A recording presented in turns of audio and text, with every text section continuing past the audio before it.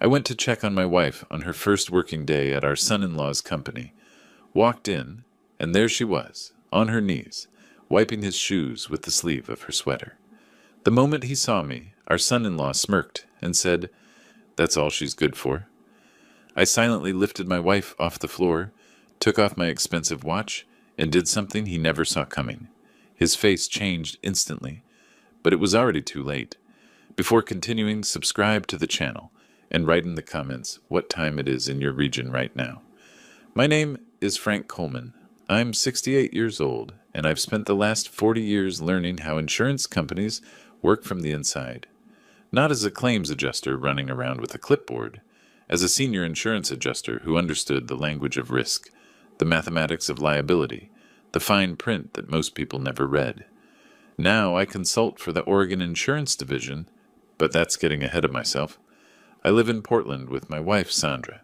We've been married 42 years. Met her in the public library on a rainy Tuesday afternoon. I was there looking for a book on mechanical watches. She was shelving returns in the history section.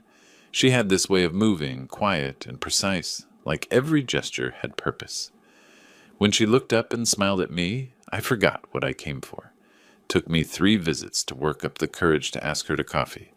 Best decision I ever made. Sandra's the calm to my storm. She spent 30 years as a school librarian, teaching kids that information is power if you know how to find it. Now she spends her time tracing family trees, connecting dots between names and dates that most people think are lost to history. She can find anyone, anything, if she sets her mind to it. And when Sandra sets her mind to something, it gets done. We have one daughter, Kimberly, 32 years old, smart as hell with her mother's eyes and my stubborn streak. 2 years ago, she brought home Roger Stanley.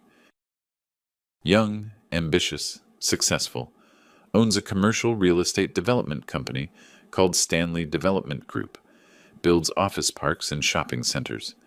At first, I liked him. He was attentive to Kimberly, talked about his business with passion, asked good questions about my work. The wedding cost us $47,000, nearly everything Sandra and I had saved. We didn't mind. Kimberly deserved a beautiful day, and Roger's wealthy father wasn't contributing a dime. Let them prove they can stand on their own, he'd said, cold bastard. But something shifted after the wedding. Roger started making comments, little jabs wrapped in smiles. "Frank, still fixing those old watches. Must be nice having hobbies you can afford. Sandra, you're looking well. Retirement suits you. Not everyone can pull off the casual look." Kimberly laughed along, or maybe she just stopped defending us. Hard to tell which was worse. The breaking point came 3 months ago. We met for dinner at a nice restaurant downtown, Roger's choice, of course. He ordered wine without looking at the price, talked loudly about a deal he'd just closed worth $3 million. When the waiter came to take our order, Roger waved his hand dismissively in our direction. "Don't bother bringing them menus," he said, loud enough for nearby tables to hear. "They'll take something from the cheaper options. Right, Frank? Have to watch the budget at your age?" The waiter's face went red. Kimberly studied her napkin. Sandra's hand found mine under the table, her fingers squeezing once, a signal we'd developed over decades. "Not now, love. Not here." I smiled at the waiter. "Actually, I'll have the ribeye, medium rare, and bring me your wine list." Roger's smile faltered for just a second, but he recovered, laughing it off like it was all a joke. We didn't speak much during that meal. Sandra barely touched her food. On the drive home, she stared out the window, quiet. "He's getting worse," she finally said. "I know. Kimberly's changing. I know that too." We didn't talk about what to do. Not yet, but something had been set in motion. The next week, Sandra's phone buzzed during breakfast. A text from Kimberly. Sandra read it aloud. "Mom, Roger has a job opportunity for you. He wants to help. Can you come to his office tomorrow at 9 a.m.? She looked at me over her coffee cup. "Help," she repeated, her voice flat. I knew that tone. Sandra didn't believe it either, but we both knew she'd go. "Want me to come with you?" I asked. She shook her head. "Let's see what he's offering first." That night, I went out to my workshop in the garage. Rows of old mechanical watches lined the shelves. My hobby, my meditation. I picked up a 1952 Omega I'd been restoring. felt the weight of it, the precision of gears that had outlasted their makers. Roger thought we were weak because we were old. He thought being 68 meant being powerless. He had no idea what 40 years in the insurance industry teaches you about power. Real power isn't loud. It doesn't announce itself at dinner parties. Real power is knowing exactly which domino to push to make the whole tower fall. I set the watch down and pulled out my old contact book. Hundreds of names. Underwriters, inspectors, compliance officers, people who owed me favors. I didn't know what Roger's job opportunity would be, but I had a feeling we'd need these contacts soon. Sandra came to the workshop door. "What are you doing?" I held up the contact book. "Research." She studied me for a long moment, then nodded. She understood. After 42 years, she always understood. "Tomorrow," she said, "I'll see what he wants. Then we'll know what we're dealing with." And then she smiled. Not her warm librarian smile. Something colder. "Then we decide what to do about it." Sandra came home from Roger's office just after noon. I was in the kitchen when I heard her car pull into the driveway. The engine shut off, but she didn't get out right away. I watched through the window as she sat there, hands on the steering wheel, staring straight ahead. That's when I knew it was bad. She finally came inside, set her purse down carefully on the counter. Her movements were too controlled, too precise. Sandra only got that careful when she was holding something back. "So?" I asked. "What's the job?" "Office assistant." Her voice was steady. $15 an hour. I waited. There had to be more. He took me to a supply closet, showed me where they keep the cleaning supplies, the coffee, the printer paper, said I'd be helping around the office, making things run smoothly. "Sandra." He wants me to fetch coffee for his staff meetings, sort mail, clean up conference rooms after they're done. She met my eyes. He never once used the word janitor, but that's what it is, Frank. He's hiring me as a janitor. The anger hit me like a wave. "You have 2 degrees. You ran a library for 30 years. I know what I have." She sat down at the kitchen table, folded her hands. I told him yes. "What?" "We need the money, Frank. The wedding took almost everything. Our savings are down to $8,000, and I'm 64. You think anyone else is going to hire me?" I wanted to argue, wanted to tell her we'd figure something else out. But she was right, and we both knew it. "This isn't about money," I said. "This is about control. He wants to humiliate you." "I know," she looked up at me, "but maybe that's useful." I sat down across from her. "Useful how?" "If I'm there, inside his company, I can see things, learn things." She pulled out her phone, opened a notes app. While I was waiting in reception, I took photos of the company directory on the wall. I've already started researching his staff, his business partners. That's my Sandra. Always 3 steps ahead. "What did you find?" "His company has 6 active insurance policies totaling $8.2 million. I checked the public filings. They're all up for renewal next month." She showed me her phone. "Liberty Mutual, Travelers, Hartford, big carriers." I felt something click into place. Insurance renewals. My specialty. "You're thinking we hit him where he's vulnerable." "I'm thinking," Sandra said carefully, "that if someone wanted to cause problems for Roger's business, insurance would be the place to start. Companies like his need coverage to operate. Banks won't loan money without it. Contractors won't work on projects without proof of insurance." She was right. Take away Roger's insurance, and his whole operation collapses. "It would have to be done carefully," I said. "Legally." "Of course." Sandra's smile was sharp. "We're not criminals, Frank. We're just people who understand how systems work." We sat there for a long moment, the weight of what we were considering settling between us. "This could destroy him," I said finally. "He made me a janitor to prove a point. What point are we going to prove?" I thought about Roger's smug face at that dinner, the way he'd dismissed us like we were nothing, the way Kimberly had let him. "That you don't humiliate people who know how to fight back," Sandra nodded. "But we have to be smart, patient. This can't look like revenge." "It won't." I stood up, went to my workshop, came back with my old contact book, opened it to the S section. Veronica Sims, Senior Inspector at the Oregon Insurance Division. We worked together for 15 years. I helped her son get into college when he was struggling. She owes me. You'd use that? To protect you? In a heartbeat. I flipped through more pages. I've got connections at OSHA, the Building Codes Division, half a dozen insurance carriers. None of them will do anything illegal. But if the right concerns were raised through proper channels, audits would follow, Sandra finished. Investigations. Reviews. Exactly. And if Roger's been cutting corners, and guys like him always cut corners, they'll find it. Sandra pulled her laptop over and started typing. I'll document everything I see while I'm there. Every shortcut, every violation, every angry employee. You feed that information through your contacts as anonymous concerns from worried citizens. Death by 1,000 paper cuts, I said. Death by proper regulatory procedure, she corrected. We spent the next 2 hours planning. Sandra would start work the following Monday. She'd keep her head down, be invisible, and collect information. I'd start making quiet calls to old colleagues, asking general questions about commercial development, insurance compliance, safety regulations. Nothing aggressive, nothing traceable. Just two old people who knew how bureaucracy worked and weren't afraid to use it. Around 8 that evening, Kimberly called Sandra's phone. We let it ring twice before Sandra answered. Mom, did you take the job? Roger said you seemed grateful. Sandra's jaw tightened, but her voice stayed warm. Yes, honey. It's good to have something to do. That's wonderful. Roger really wanted to help you and Dad out. He knows things have been tight.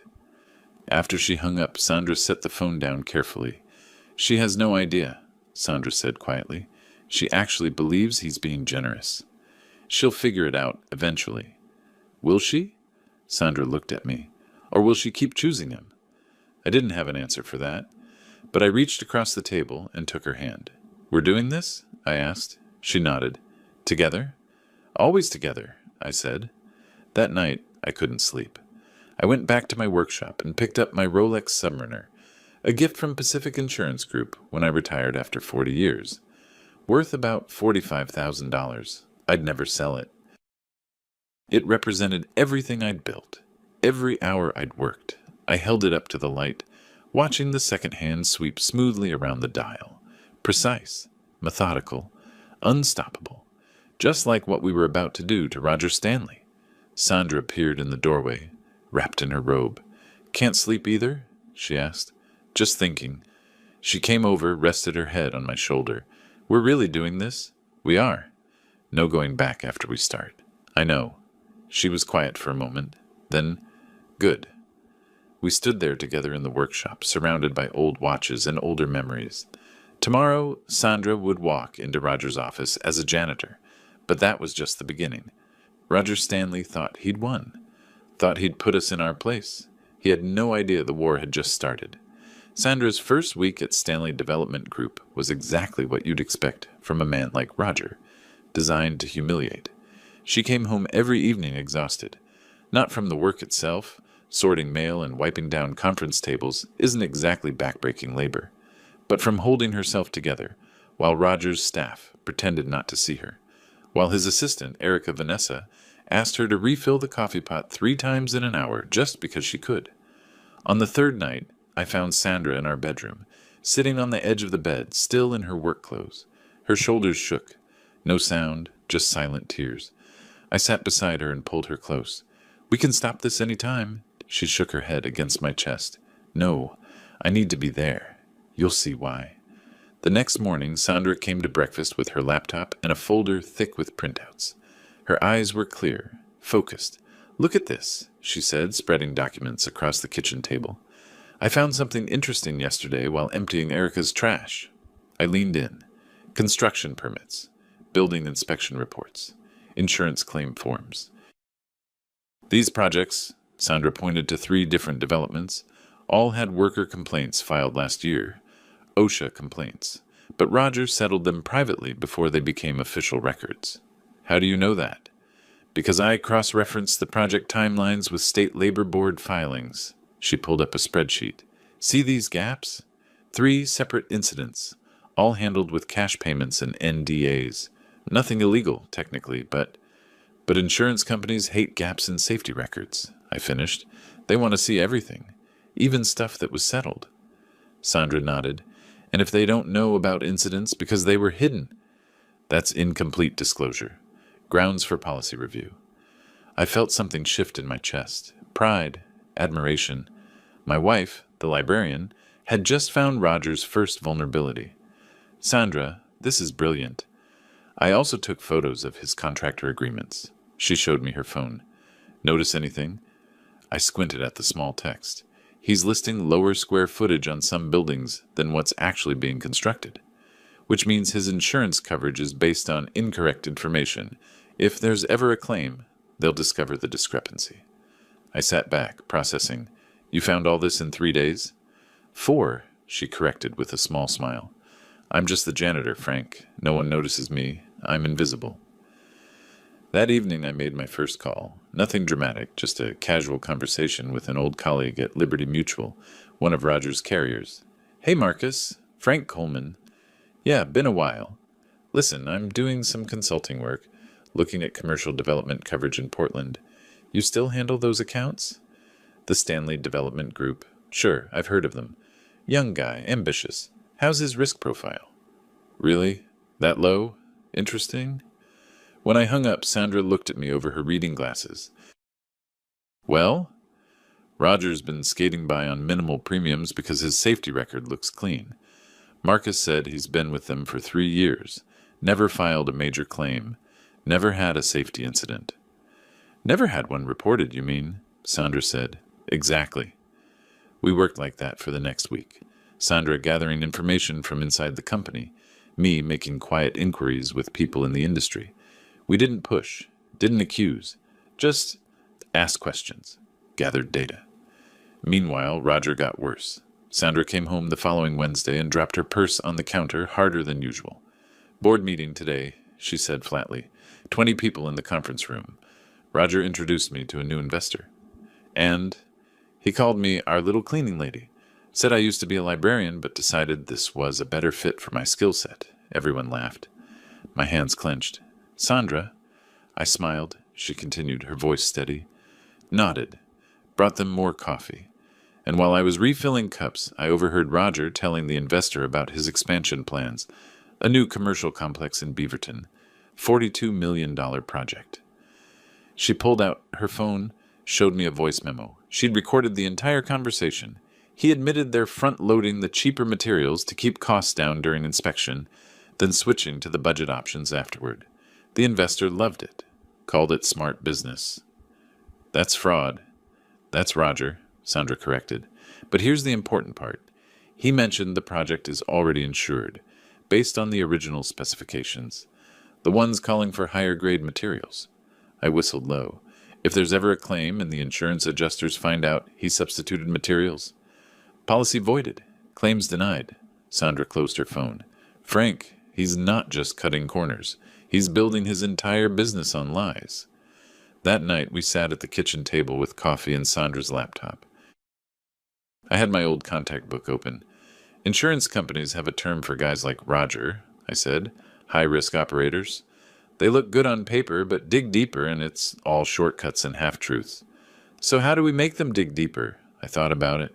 Red flags, small things that trigger automatic reviews, a safety complaint here, a permit discrepancy there. Nothing we fabricate, just things we help surface, things that are already true. Sandra was quiet for a moment. Then, there's a security guard in Roger's building, Zachary Price, head of security. He's been kind to me. Yesterday, when Erica made me re-clean a conference room I'd already cleaned, Zachary told her to back off. You trust him? I think he sees what's happening, and I think he's tired of watching Roger treat people like garbage. I nodded slowly. An ally. Someone on the inside who wasn't us. Useful. Frank. Sandra closed her laptop and looked at me. Really looked at me. Once we start this, Roger will know someone's after him. He might figure out it's us. Let him figure it out. By then it'll be too late. She reached across the table, took my hand. I just need to know you're sure. That we're sure. I thought about Roger's smug face at that restaurant, the way he'd dismissed us, humiliated Sandra, turned our daughter against us. I thought about how he'd looked at my wife like she was nothing. I'm sure, I said. Good. Sandra squeezed my hand. Because I got his complete insurance file today. Every policy, every carrier, every coverage detail. It was in Erica's desk drawer when I was cleaning her office. I stared at her. You stole his insurance file? I photographed it, she corrected primly. Very different. And tomorrow I'm meeting Zachary for coffee before work. He asked me how I was holding up. I think it's time to tell him the truth, that I'm documenting everything I see, just in case I ever need it. My wife? My brilliant, terrifying wife? One more thing, I said. Tomorrow I'm calling Veronica Sims, officially. Time to start asking the right questions in the right places. Sandra nodded. We sat there in the quiet kitchen, holding hands across old coffee cups and conspiracy. The next afternoon, Zachary Price approached Sandra as she was leaving work. I know because she told me about it that evening, her eyes bright with something I hadn't seen in weeks. Hope. Mrs. Coleman, he'd said quietly, looking around to make sure no one was listening. What he's doing to you, it's not right. If you ever need anything at all, I'm here. Sandra had smiled at him. Thank you, Zachary. That means more than you know. I mean it. I've worked security for 15 years. I know when someone's being abused, and I know when someone's planning something. He looked at her carefully. Whatever you're doing, whatever you need, I'm on your side. That night, Sandra and I sat in my workshop. I was cleaning an old Omega. She was reviewing her notes. Zachary knows, she said. And he's with us. She looked up. Frank, we have an ally inside of Roger's building. Someone who sees everything, who has access to security footage, who can verify what happens. Someone who can be a witness, I said slowly. Exactly. I set down the watch. Then it's time. Tomorrow I make the calls. Real calls. We start applying pressure. Sandra closed her notebook. How long do you think it'll take? To destroy him? I smiled. It wasn't a nice smile. Insurance moves slow, but once it starts moving, it doesn't stop. 6 months, maybe less. That's a long time to watch him parade around like he's untouchable. He won't be parading for long, I promised. Trust me. She did. After 42 years, she always did. 3 weeks after Sandra started working for Roger, I came to visit her at lunch. That's what I told myself anyway. Bring my wife a sandwich, see how she's doing, maybe take her for a walk. The truth? I hadn't seen her in person at that office, hadn't witnessed what she was enduring. Part of me needed to see it with my own eyes before I could really commit to what we were planning. I walked into the glass building on Southwest Broadway, carrying a paper bag with 2 sandwiches from Sandra's favorite deli. The lobby was all marble and chrome, expensive art on the walls. Roger's company logo dominated the reception desk. I'm here to see Sandra Coleman, I told the receptionist. She looked confused. I don't think we have anyone by that. She works here, office assistant. Understanding dawned. Oh, the cleaning lady. I think she's upstairs. 3rd floor. Cleaning lady. I swallowed my anger and headed for the elevator. The 3rd floor was an open layout, glass-walled offices surrounding a central workspace. I spotted Sandra immediately. She was on her knees beside a desk, unplugging a paper shredder, her gray hair coming loose from its clip. Then I saw Roger's office. Glass walls, corner position overlooking the city, and through those transparent walls, I saw him. Roger, sitting in his leather chair, leaning back like a king on his throne, and at his feet, on her knees, Sandra, polishing his shoes, using the sleeve of her cardigan to buff black leather dress shoes, while he talked on his phone, not even looking at her. Standing behind him was Erica, his assistant, holding up her cell phone. Recording. Everything went red at the edges. I crossed the floor in 6 strides, pushed open Roger's office door. The glass rattled. Roger looked up, saw me, and smiled. Frank, perfect timing. Look at the great work Sandra's doing. Really found her calling, wouldn't you say? I didn't answer, just walked to my wife, bent down, and gently helped her stand. Her hands were shaking. Her eyes met mine, humiliated, furious, fighting tears. Let's go, I said quietly. Wait. Roger stood, laughing. Don't be sensitive. She's just... I turned to look at him. He stopped talking. Something in my face must have warned him. Very slowly, very deliberately, I reached up and unclasped my Rolex Submariner. $45,000 on my wrist. A gift from Pacific Insurance Group when I retired. The single most valuable thing I owned. Roger's eyes widened. He thought I was going to give it to him. Some kind of pathetic offering to make him stop humiliating my wife. Instead, I walked to where Erica stood with her phone. She flinched back as I approached. "Delete it," I said. What? "The video. Delete it. Now." She looked at Roger. He shrugged. Let him have his little moment.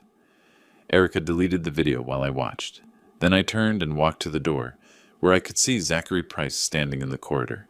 He'd heard the commotion. His face was tight with anger. Not at me, at Roger. I handed him the watch.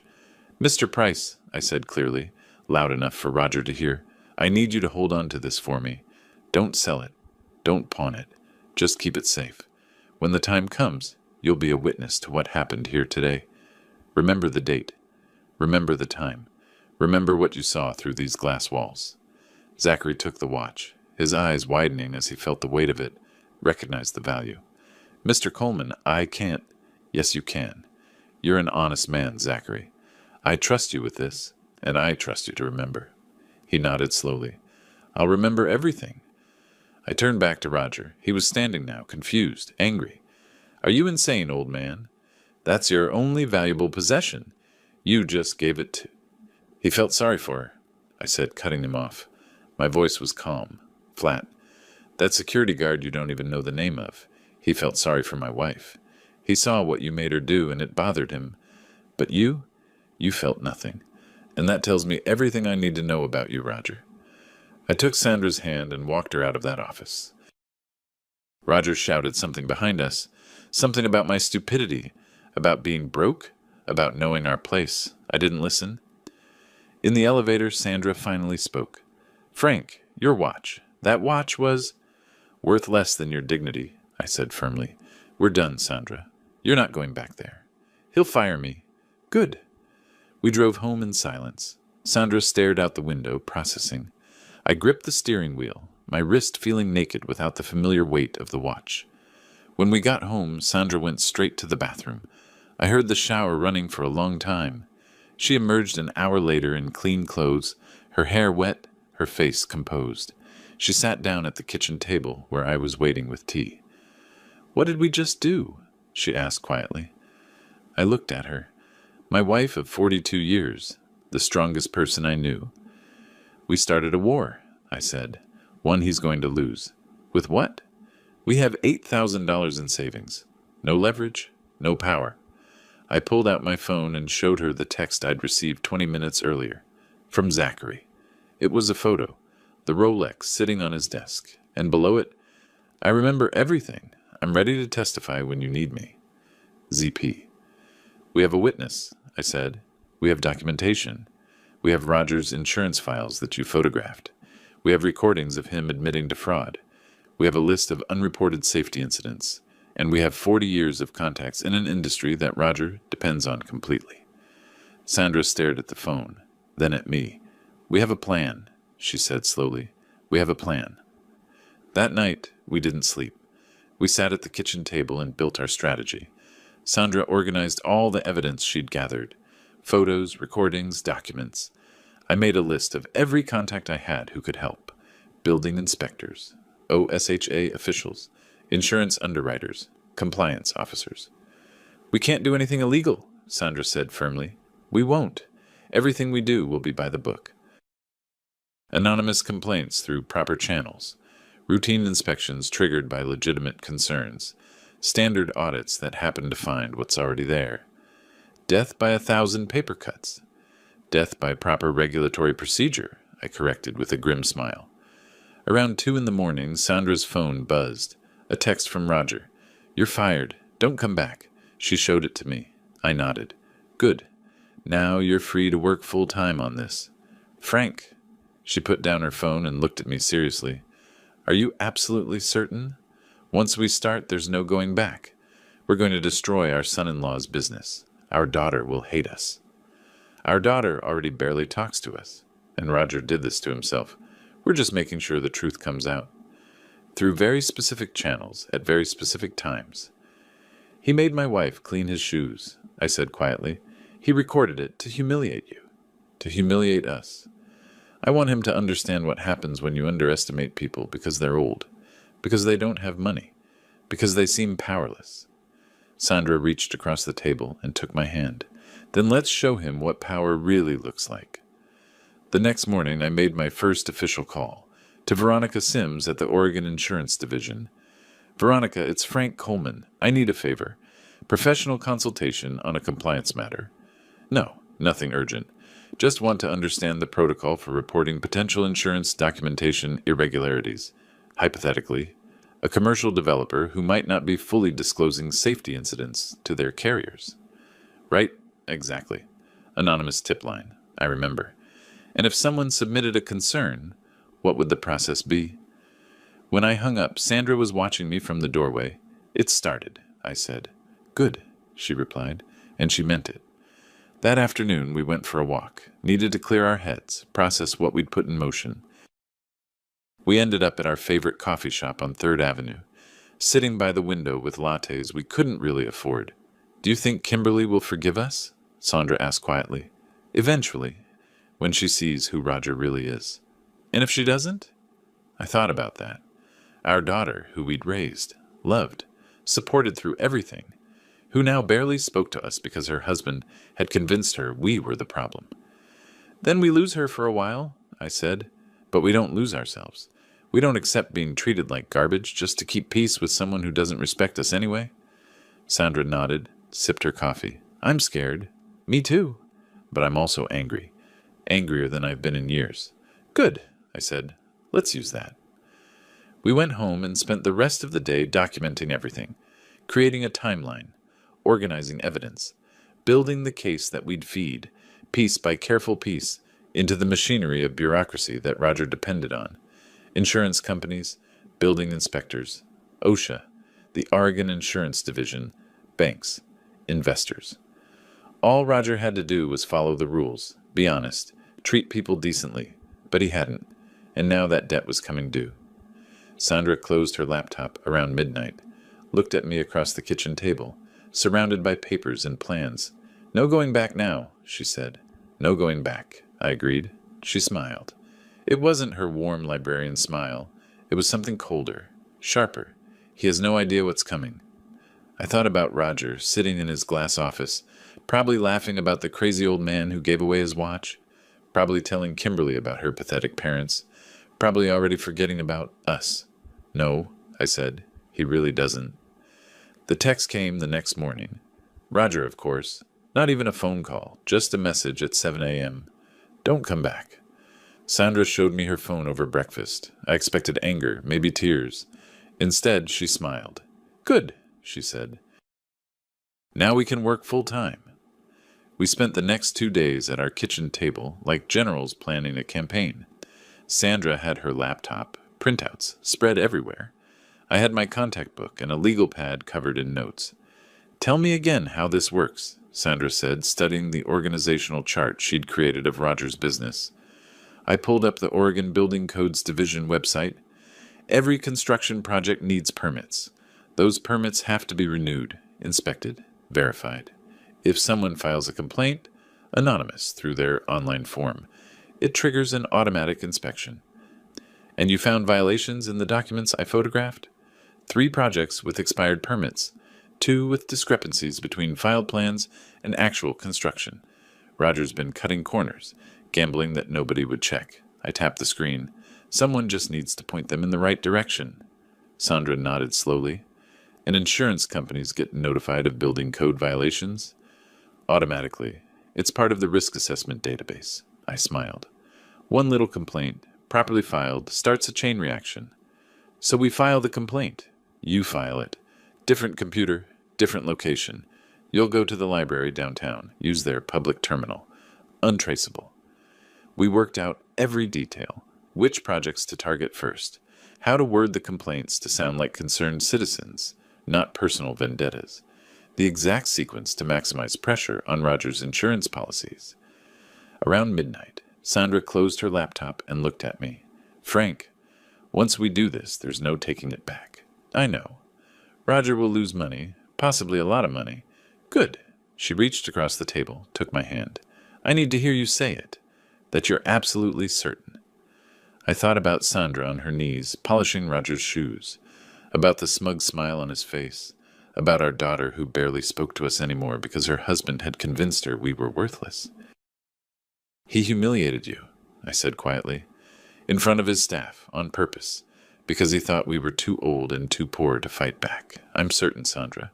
More certain than I've been about anything in years. She squeezed my hand. Then let's begin. The next morning, Sandra drove to the Central Library. I stayed home, my role coming later.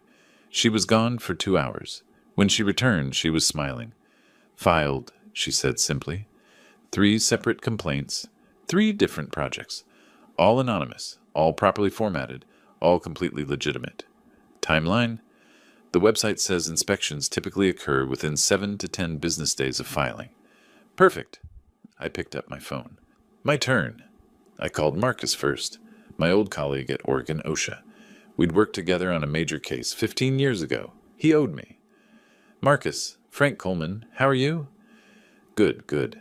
Listen, I've been consulting on some safety issues in commercial development, and something came across my desk that concerns me. There's a site on SE Division Street, Stanley Development Group, and I'm hearing rumors about safety shortcuts. Nothing confirmed, but, well, you know how these things can escalate if nobody checks. No formal complaint, just a professional heads up. Thought you'd want to know. Yeah, thanks, Marcus. Stay safe. I hung up. Sandra was watching from the doorway. He'll investigate. He'll send an inspector within the week. Marcus doesn't mess around with safety violations. And if they find something? When they find something, I corrected, it goes into the state database, which insurance companies monitor, which triggers risk assessments, which leads to premium increases or policy reviews. Sandra came and sat beside me. It's really starting. It really is. The inspection happened faster than expected. 6 days later, on a Tuesday morning, Oregon Building Codes Division showed up at Rogers SE Division Street project unannounced. I know because Zachary called me. Mr. Coleman, his voice was low, excited. City inspectors just left the building. Roger's been on the phone for an hour yelling at someone. I've never seen him this rattled. What did they find? I heard him tell Erica they're citing him for 3 permit violations and ordering work stopped until he corrects them. Something about a fine, too. I felt something warm in my chest. Satisfaction. Thank you, Zachary. Keep me posted? Always. The fine was $8,500, small enough that Roger probably just paid it and moved on. But the violation went into the system, into databases, into risk assessment algorithms that insurance companies use to evaluate their clients. Roger had no idea what that small violation would cost him. 2 days later, I made my second call, to James at OSHA. Frank, been ages. How's retirement? Consulting? Good for you. Hey, I've got a concern. You know Stanley Development Group? Yeah, that's them. I've been hearing from some workers, off the record, about safety issues at their sites. PPE not being provided, scaffolding concerns, that kind of thing. Probably nothing, but with those building code violations they just got hit with, thought someone should take a look. No, anonymous sources. Can't say more. Just wanted to flag it for you. James promised to send someone out. That weekend, Sandra and I took a drive. Ended up at our favorite coffee shop on 3rd Avenue, sitting by the window with expensive lattes we couldn't really afford, celebrating small victories. He doesn't know yet, Sandra said quietly. Doesn't realize what's happening. He will. When the OSHA inspection happens, when his insurance renewal comes up, when the penalties start adding up. Will it be enough? I thought about that. It's not about the money, Sandra. It's about him realizing that actions have consequences, that you can't treat people like garbage and face no repercussions. She sipped her coffee. Our daughter called yesterday. I set down my cup. And? She screamed at me for 10 minutes. Roger told her I sabotaged his business, that I stole confidential documents, that I'm trying to ruin him out of spite. What did you say? I told her I cleaned his offices for 3 weeks. That's all. I cleaned, and I observed, and if I happened to see things that concern me, well, that's not sabotage. That's just being observant. Sandra's smile was cold. She hung up on me. I reached across the table, took her hand. She'll understand eventually. Maybe, or maybe we lose her. Then we lose her with our dignity intact. My phone buzzed. Text from Zachary. OSHA here, 2 inspectors. Roger's losing his mind. I showed Sandra. She read it, nodded. How long before results? She asked. 2 weeks, maybe 3. Then they'll issue citations if they found violations. And they'll find violations. Oh, yes, I said, because Roger's been cutting corners for years. He just never had anyone looking closely enough to catch him. The OSHA report came back 18 days later. Zachary sent me a photo of the citation notice that had been posted at the site. 7 safety violations, 4 serious, 3 moderate. Total fines, $34,000. Required corrective actions before work could resume. I called Veronica Sims that evening. V, it's Frank. How are you? Good, good. Listen, I wanted to pick your brain about something. Hypothetically, if a commercial developer had multiple building code violations and OSHA citations all within a few weeks, what would that trigger from an insurance compliance perspective? Interesting. And their carriers would be notified automatically? Through the state database, right? Makes sense. Just curious about the process. No specific case. Just trying to understand the system better for some consulting work I'm doing. When I hung up, Sandra was waiting. Well? Automatic notifications go to all carriers. They'll review his policies, probably request updated documentation, and if they find inconsistencies between what he reported and what's actually happening, premium increases, at minimum. Possibly policy cancellations if they think he's been dishonest. Sandra's phone rang. She looked at the screen, then at me. Kimberly, answer it. She did. Put it on speaker. Our daughter's voice shrill with anger. Mom, what did you do? Roger says you're sabotaging his company. He says you stole documents and filed false complaints. Sandra's voice stayed calm. Kimberly, I never stole anything. I cleaned his offices. That's what he paid me to do. He says you took photos of confidential files. If I saw concerning information while doing my job, that's not theft. That's observation. You're trying to destroy him. He's under investigation. Do you know what that's doing to our finances? Honey, Sandra said gently, if his businesses can't withstand routine inspections, maybe the problem isn't the inspections. Kimberly's voice broke. I can't believe you do this, after everything he's done for you, after he gave you a job when nobody else would. The line went dead. Sandra set down the phone. Her hands were shaking. I pulled her close. She'll understand, someday. Will she? She will, when she sees who he really is. 2 days later, my phone rang. Unknown number. Mr. Coleman, this is Zachary Price. I think you need to know. Insurance adjusters just arrived. From Liberty Mutual. Roger's in his office with them now. He looks terrified. I smiled into the phone. Thank you, Zachary. This is very helpful. Mr. Coleman, what you're doing, it's working. Whatever it is, it's working. I've never seen Roger like this. Panicked, actually scared. Good, I said. That's exactly how he should feel. When I told Sandra, she came and stood behind my chair, her hands on my shoulders. It's really started, she said. It really has, I agreed. And we're just getting started. Over the next 3 weeks, Roger's world became a nightmare of small cuts, each one minor, each one legal, each one completely justified. But together they were lethal. Sandra and I watched from a distance like scientists observing an experiment. She tracked everything on her laptop, every inspection, every citation, every insurance filing. I made strategic calls, subtle mentions to the right people at the right times. The OSHA violations cost Roger $34,000 in fines, plus another $18,000 in required safety equipment and scaffolding upgrades. The building code issues delayed 2 major projects by 6 weeks each, costing him penalty payments to contractors and investors.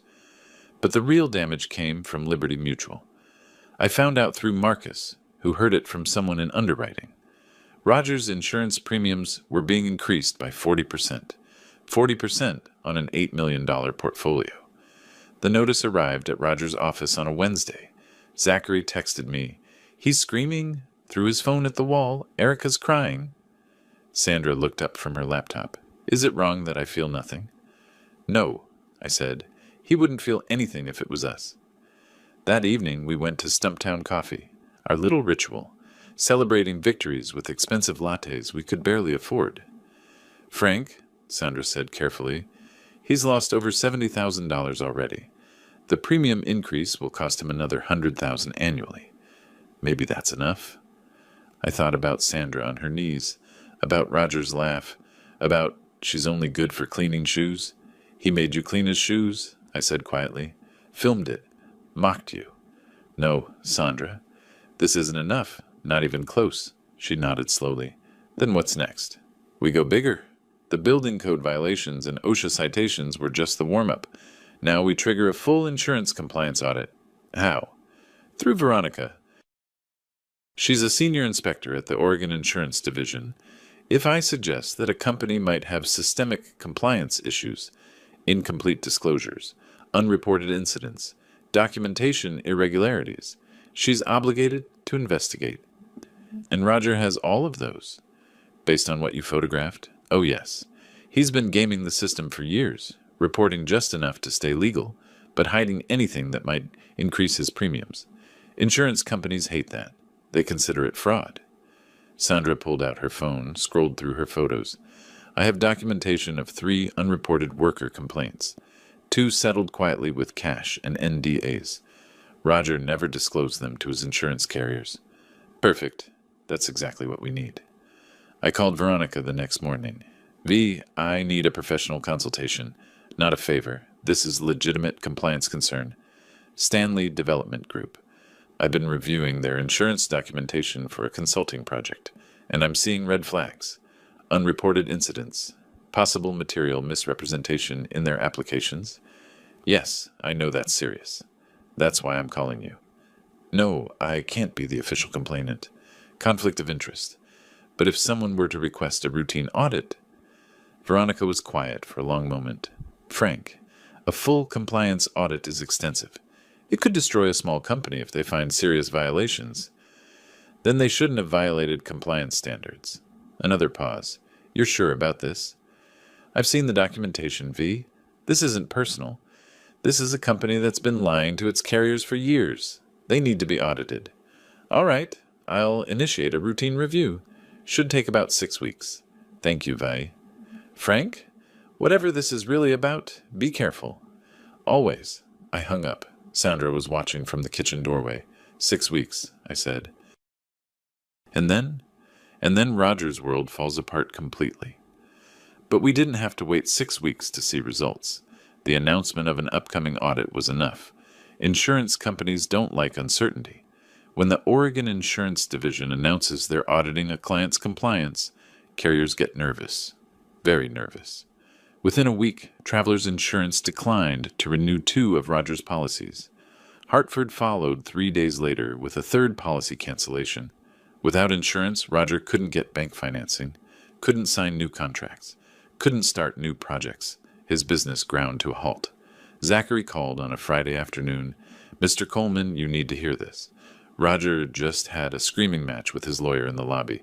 He's convinced someone's targeting him deliberately. Keeps saying it can't be coincidence. Building codes, OSHA, insurance audits all at once. He thinks he has enemies. What did the lawyer say? That paranoia won't help his case. That if he'd been following regulations properly, none of this would be happening. Roger fired him on the spot. I smiled. Thank you, Zachary. That evening, Sandra and I sat in my workshop. She was reviewing files on her laptop. I was pretending to work on a watch, but really just enjoying the quiet satisfaction of watching our plan work. He hired a new insurance broker, Sandra said, reading an email she'd intercepted. Paying him $50,000 to try to find new carriers willing to take him on. Won't help. The audit findings will be public record. No reputable carrier will touch him until that's resolved. He's bleeding money. Good. Sandra closed her laptop, looked at me seriously. Frank, I need to know this isn't just about punishment, that there's a point to this. The point, I said carefully, is that Roger Stanley built his success on lies, shortcuts, and contempt for people he considered beneath him. We're not punishing him. We're just removing the scaffolding of deception that was holding up his empire. If it collapses, that's on him. That's very philosophical. That's very true. I set down the watch. He could have treated you with respect, could have given you a real job, paid you fairly, thanked you for helping Kimberly with the wedding. Instead, he humiliated you for sport. This isn't revenge, Sandra. It's consequence. She was quiet for a moment. Then she nodded. Okay. Then we see it through. All the way. My phone buzzed. Text from Zachary with a photo attached. The photo showed Roger through his office window. He was sitting at his desk, head in his hands, papers scattered everywhere. He looked smaller somehow, defeated. The text read, "Insurance company just left. He's been like this for an hour. Thought you'd want to know." I showed Sandra the photo. She studied it for a long moment. I watched her face, looking for regret, for sympathy. I saw neither. "How much has he lost so far?" she asked. "Between fines, penalties, increased premiums, legal fees, and lost contracts? Probably close to $250,000, and it's only going to get worse when the audit results come back." "Good," she said simply. That weekend we got an unexpected visitor. Saturday afternoon, doorbell ringing. I opened it to find our daughter standing on the porch. Kimberly. She'd been crying. Her eyes were red, makeup smudged. "Kimmy?" Sandra appeared behind me. "Honey, what's wrong?" Our daughter looked between us. When she spoke, her voice was small. "Can I come in? I need to talk to you. About Roger. About everything." Sandra and I exchanged a glance. "Of course," Sandra said. "Come in, sweetheart." Kimberly sat on our couch, Sandra beside her, me in the armchair across from them. "He's falling apart," Kimberly said quietly. "The business is collapsing. He's raging all the time, blaming everyone. Blaming me. He said if it wasn't for our expensive wedding, if my parents hadn't drained him dry, he'd have money to fight all these inspections and audits." Sandra's jaw tightened. I said nothing. "He called you parasites," Kimberly continued, tears streaming. "Said you were dragging our family down, and I didn't defend you." I agreed with him. "I'm so sorry." Sandra pulled her close. "Shh. It's okay. It's not okay. You tried to warn me about him, both of you, and I chose him over you." I leaned forward. "Kimmy, you didn't choose him over us. You chose the life you thought you wanted. There's a difference." She looked at me with devastated eyes. I was so wrong. "Stay here tonight," Sandra said firmly. "In your old room. Get some sleep. We'll figure out the rest tomorrow." After Kimberly went upstairs, Sandra and I sat in the quiet living room. "She's leaving him," Sandra said. "Looks like it. Do we tell her about what we've been doing?" I thought about that. No, not yet. Let her come to her own conclusions about Roger. If she finds out we orchestrated his downfall, it might push her back to him, make her feel like she has to choose sides. So we just keep going? We keep going. Finish what we started, but now we have one more reason, getting our daughter back. Sandra rested her head on my shoulder. "I miss her." "Me too. But she's home now. That's what matters." My phone buzzed one more time that night. Another text from Zachary. "Mr. Coleman, it's time. I'm ready to testify whenever you need me. About what I saw, about your watch, about everything. Just say when." I typed back. "Soon. Thank you for being patient." I showed the message to Sandra. She smiled. Not her warm librarian smile, the cold, sharp one that meant business. "He has no idea," she said. "No," I agreed. "He really doesn't." Kimberly stayed with us for 3 days. I watched my daughter slowly come back to herself, sleeping without nightmares, eating without tension, laughing at Sandra's terrible jokes over breakfast. On the 3rd morning, she sat with us at the kitchen table. "He's calling constantly," she said, staring at her silent phone. 15 times yesterday. Voicemails saying he needs me, that we can work through this, that his business problems aren't his fault." "Whose fault does he say they are?" I asked. She looked at me. Yours and Mom's.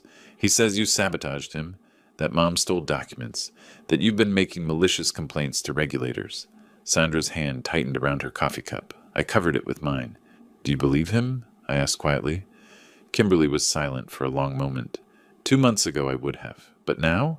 Now I see how he talks about people, how he talked about you, and I'm ashamed it took me this long. "Don't be. Sandra said gently. You loved him.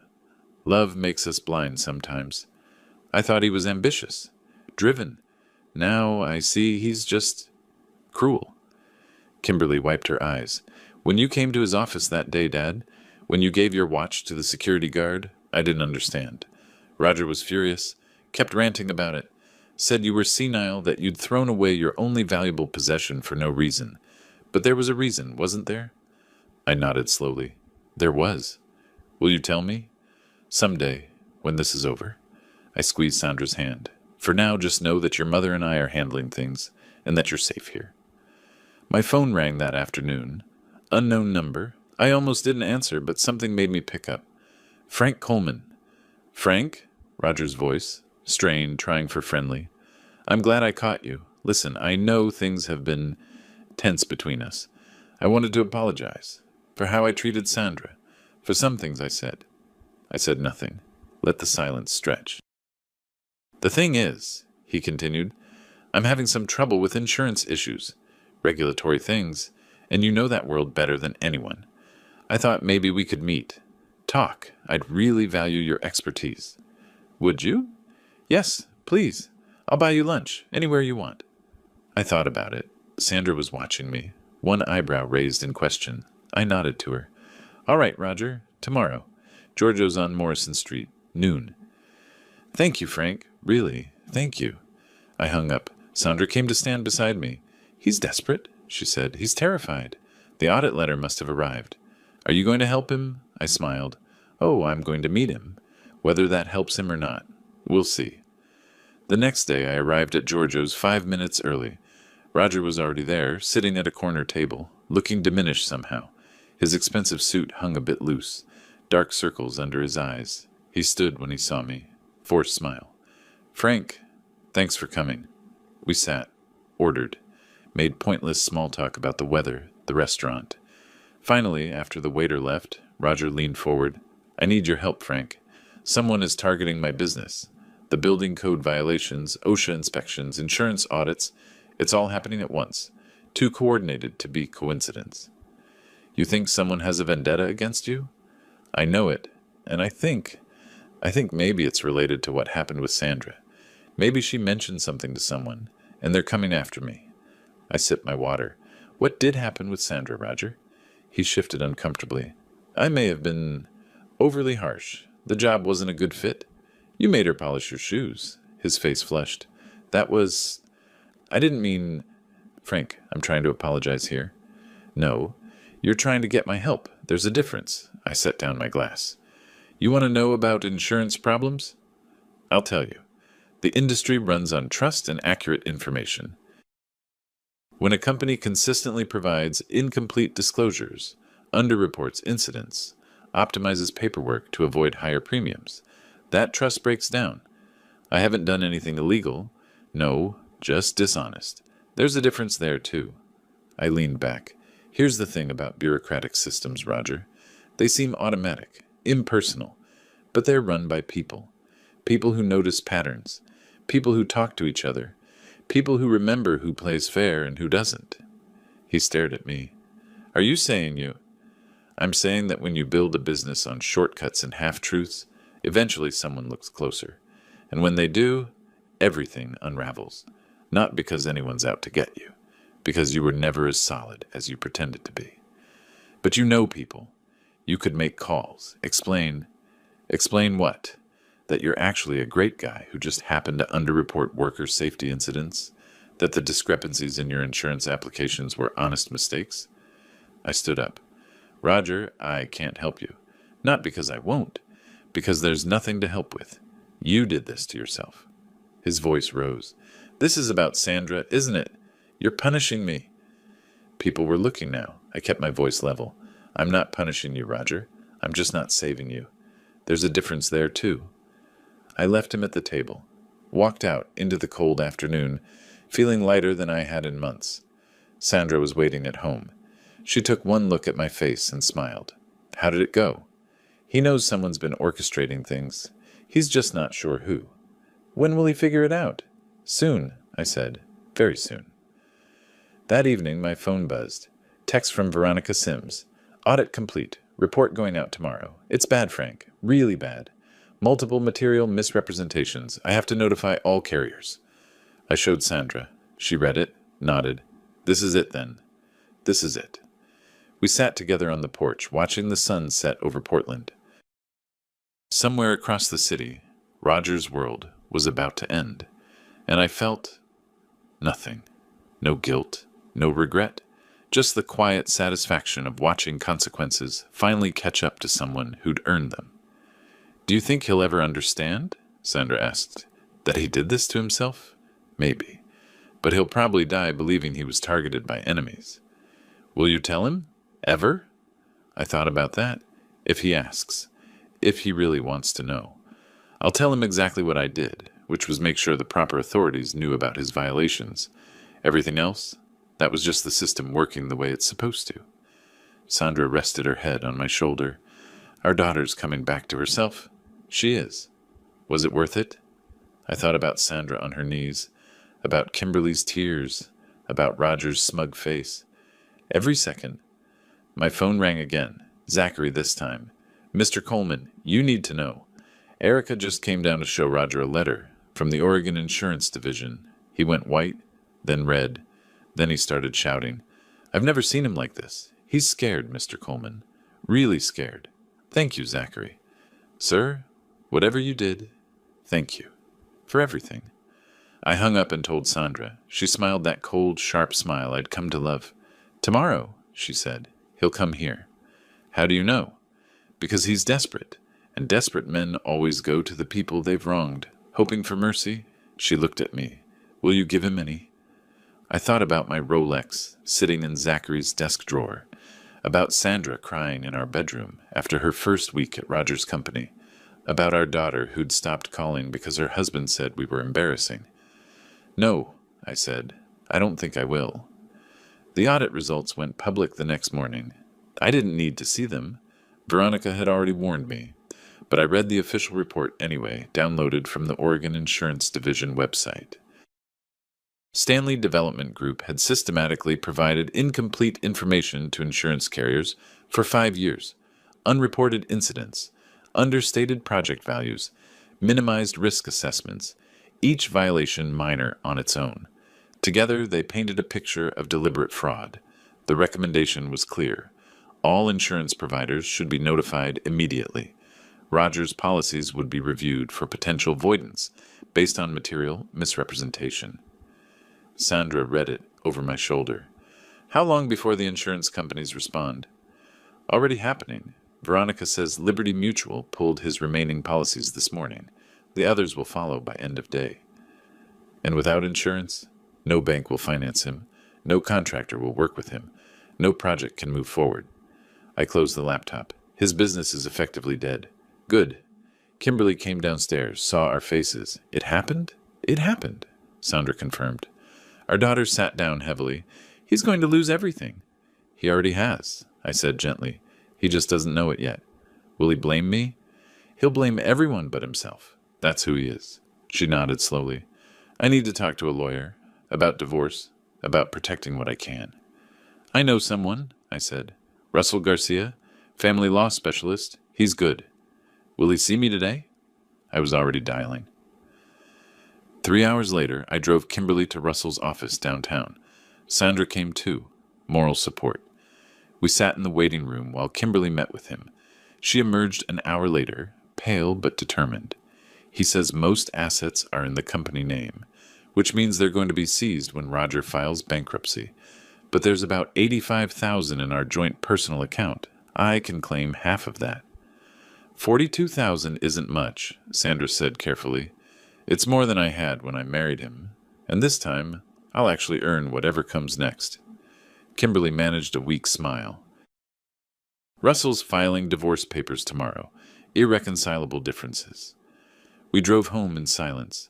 As we pulled into our driveway, Sandra's phone rang. It's Zachary, she said, putting it on speaker. Mrs. Coleman, Mr. Coleman. Roger just left the office. He looked destroyed. Erica told him the banks are calling in their lines of credit. $3.8 million.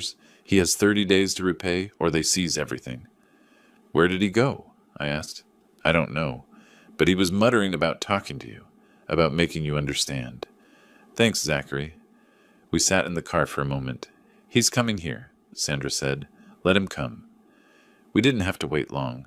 20 minutes later, a car pulled up. Roger got out, walked to our door. He looked like he'd aged 10 years in a week. I opened the door before he could knock. Roger? Frank, I need to talk to you. Please, it's important.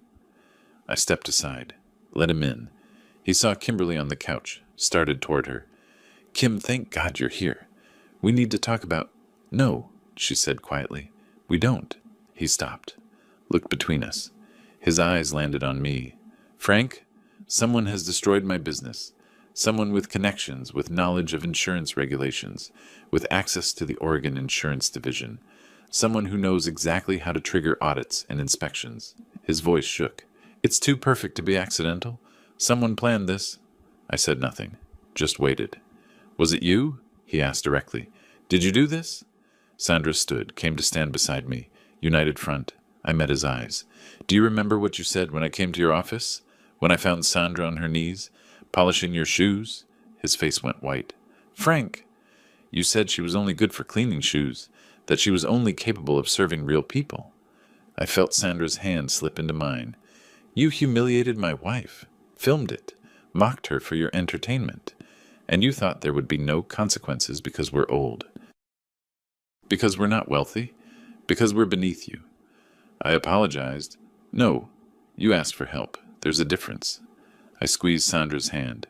You want to know if I destroyed your business, Roger? I'll tell you exactly what I did. I made sure the proper regulatory authorities were aware of violations that already existed.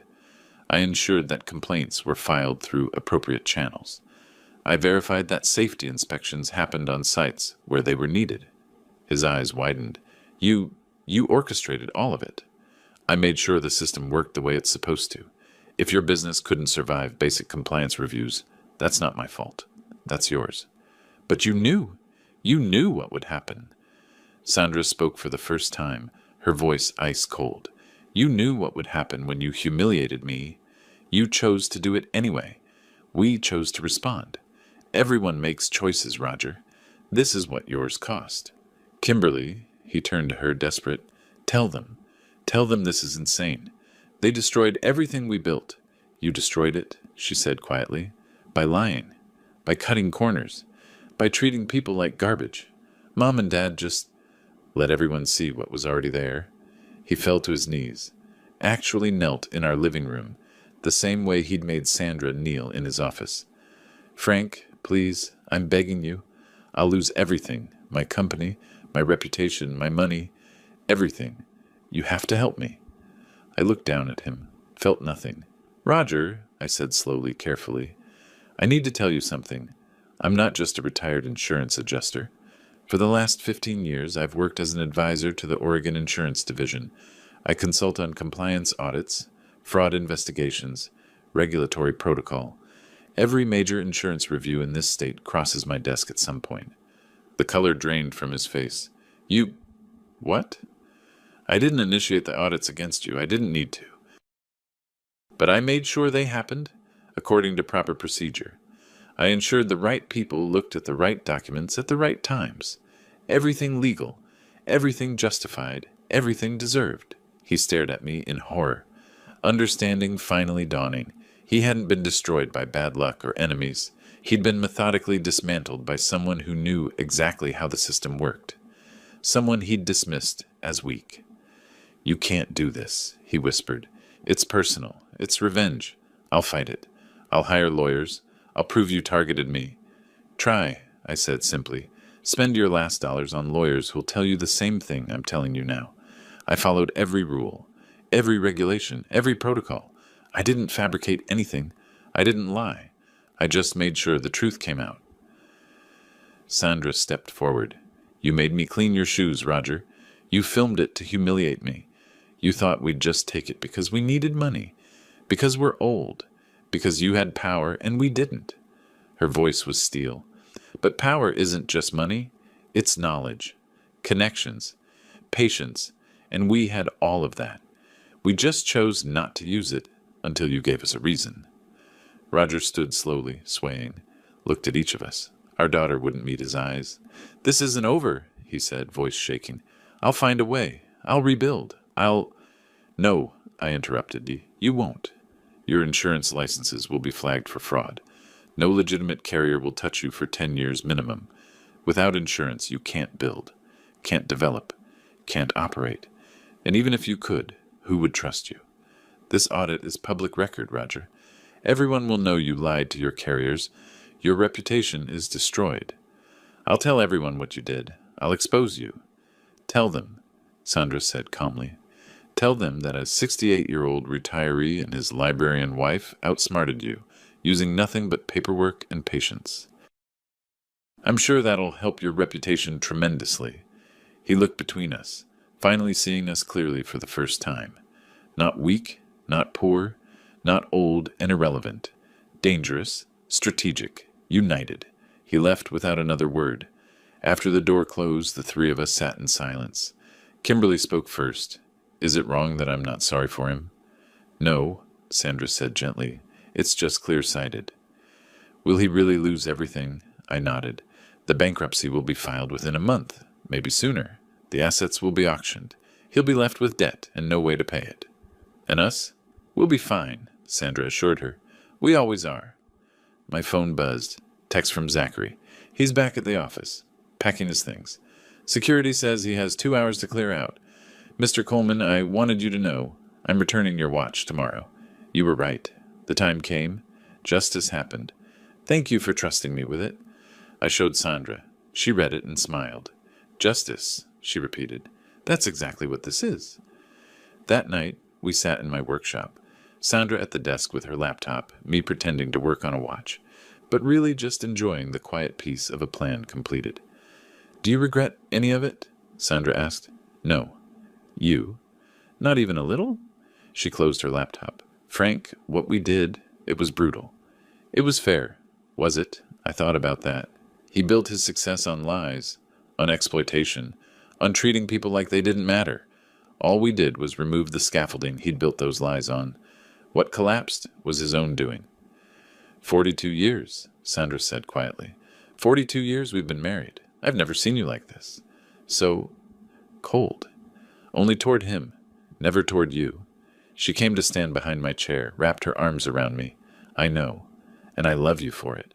For protecting me, for standing up when I couldn't." "You stood up too," I reminded her. "You gathered the evidence, made the plans. You were just as cold as I was. We make a good team." "The best team," I agreed. She kissed the top of my head. "What happens now?" "Now? Now we wait for him to finish falling, and then we get on with our lives. And Kimberly? Kimberly starts over, stronger this time, wiser." Sandra was quiet for a moment. "Do you think Roger will ever understand what he did wrong?" "No," I said honestly. "Men like him never do. He'll convince himself he was sabotaged by jealous people, that his only crime was success. He'll die believing he was the victim. And you're okay with that? I'm okay with him being gone from our lives. What he believes doesn't matter anymore." My phone lit up one more time. News alert. Stanley Development Group files. Chapter 11. Bankruptcy. Creditors seek $4.2 million. I showed Sandra. $4.2 million, she read. More than we thought. He mortgaged everything trying to fight this. Made it worse. Good. We sat there in the workshop, surrounded by old watches and older memories, and waited for tomorrow to come. The war was over. We'd won. And it felt exactly like justice should feel. Cold. Fair. Inevitable. Roger hired 3 different law firms over the next 2 weeks. I know because Veronica kept me informed. Not because she was conspiring with me, but because Roger's lawyers kept filing complaints against the Oregon Insurance Division, claiming bias, procedural errors, personal vendetta. Every complaint was investigated. Every single one came back clean, because everything I'd done was legitimate. Every audit, every inspection, every regulation followed to the letter. Sandra and I sat at the kitchen table, reading the dismissal of Roger's 3rd complaint. His lawyers had argued that my personal relationship with Roger created a conflict of interest. "What did the review board say?" Sandra asked. "That I disclosed the relationship from the beginning.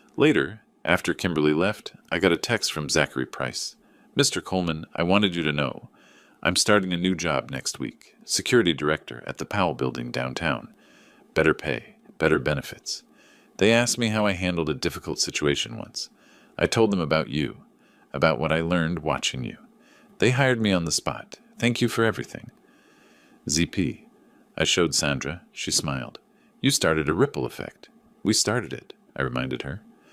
That weekend, Zachary stopped by our house. He'd called ahead, said he had something for me. He arrived at noon carrying a small box. "Mr. Coleman, Mrs. Coleman," he greeted us formally. "I wanted to return this in person." He opened the box. Inside was my Rolex, polished and gleaming. I took it carefully, felt the familiar weight.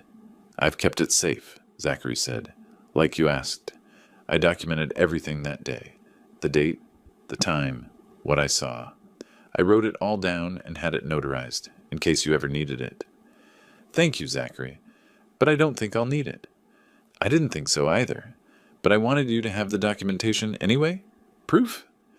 After he left, I sat in my workshop with the watch.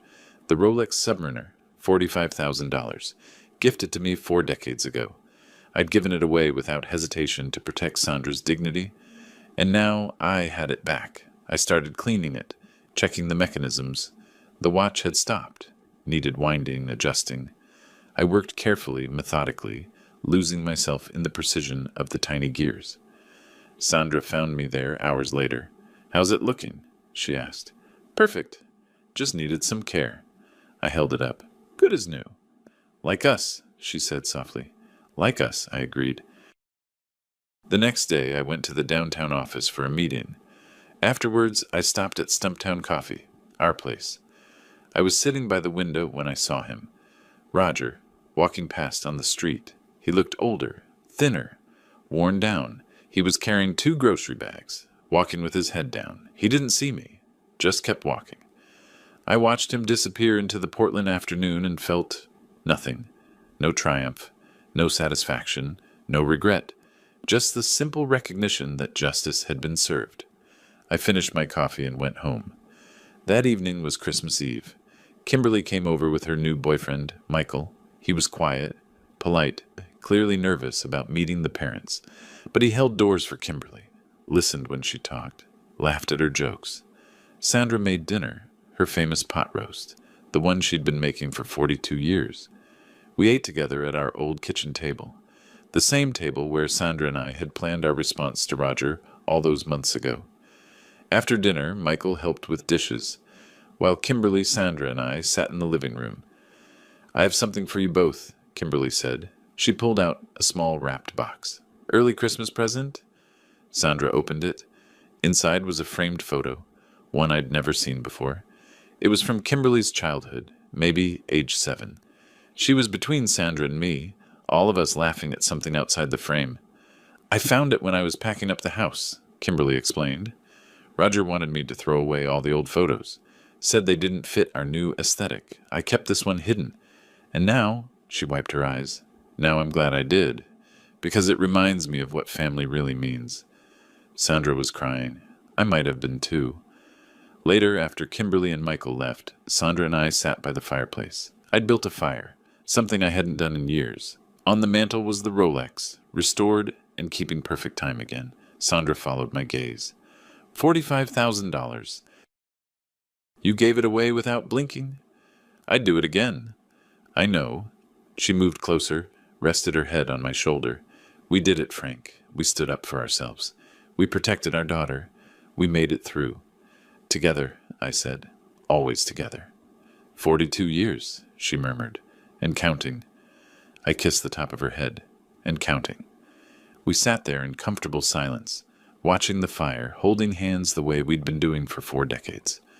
Roger had tried to break us, to humiliate us, to make us feel worthless because we were older, because we weren't wealthy, because we didn't fit his definition of success. Instead, he'd reminded us of exactly how strong we were. Not individually, together. Sandra squeezed my hand. I squeezed back, no words needed. After 42 years, we spoke a language that transcended words. The fire crackled. The old house settled around us. Our daughter was safe. Our love was intact. Justice had been served, not through revenge, through patience, through knowledge, through understanding that the system works if you know how to work it, and through the unbreakable partnership of two people who'd spent 42 years learning how to be a team.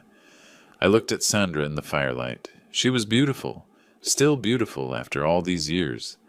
"I love you," I said.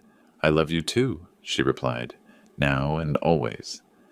We sat there until the fire burned low, two people who'd faced down someone who thought age meant weakness, who thought money meant power, who thought he could treat people like garbage without consequence.